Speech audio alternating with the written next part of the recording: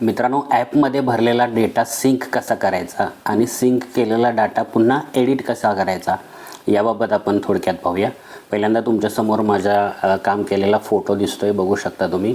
एकूण गणना घरं 45 भरलेले आहेत आणि सिंक फक्त बघितलात तर तुम्हाला दाखवतो. सिंक फक्त 11 केले आहेत, म्हणजे पहिले 11 मी सिंक केले आहेत आणि एवढी गणना घरं किंवा इमारती मी भरलेली आहे.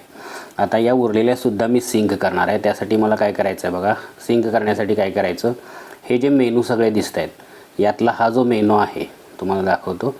या मेनूवर जायचं आहे आपल्याला. हे बघा, हा मेनू, सॉरी हा मेनू नाही, आपल्याला त्याच्या खालच्या मेनूवर जायचं आहे. या मेनूवर जायचं आहे, सिंक.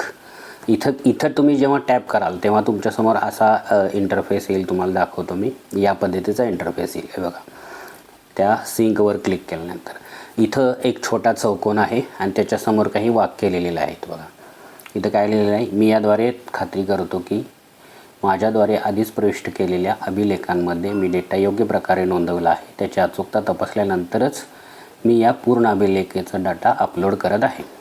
या चौकोनात तुम्हाला टिक करायचे आहे.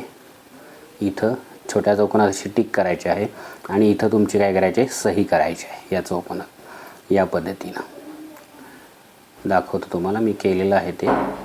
या पद्धतीनं तुम्हाला इथं सही करायची आहे आणि सही केल्यानंतर हा जो खालचा भाग आहे ते खाली जो बटन आहे, काय, जतन करा आणि सिंक करा, त्याच्यावर तुम्हाला जायचं आहे.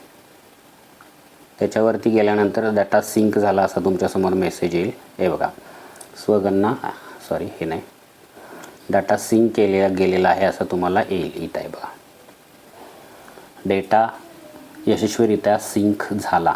ठीक आहे वर आपण क्लिक करायचं. ठीक आहे वर आपण क्लिक केल्यानंतर आपली माहिती काय होते, सिंक होते. आणि मग नंतर काय करायचं, तुम्ही एकदा इथं या पेजवरून इथे या रिफ्रेशवर एकदा क्लिक करायचे. ते रिफ्रेश बटन आहे, रिफ्रेशवर क्लिक करायचं. हे झालं डेटा सिंक करण्याबाबत. आता डेटा सिंक झाला.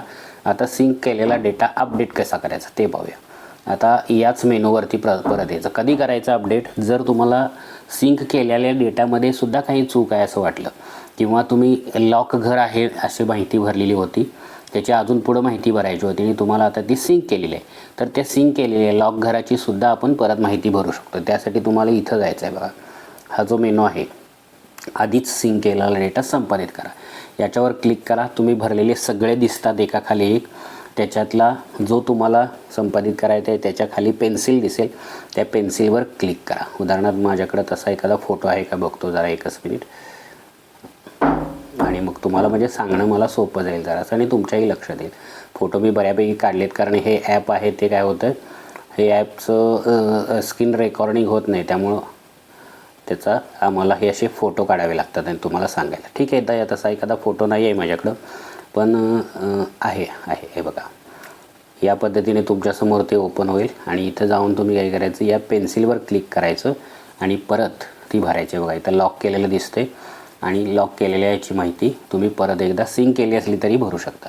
तर आता तुमच्या लक्षात आलं की डेटा सिंक कसा करायचा आणि सिंक केलेला डेटा परत अपडेट कसा करायचा. या पद्धतीने तुम्ही सिंक आणि अपडेट करा आणि तुमचं काम पुढं चालू ठेवा. यापुढेही तुम्हाला छोट्या मोठ्या बाबतीतले व्हिडिओ येत राहतील, तेव्हा चॅनलला नक्कीच सबस्क्राईब करा. या व्हिडिओला जास्तीत जास्त लाईक शेअर करा. भेटूया पुढच्या व्हिडिओमध्ये. तोपर्यंत take care and good bye.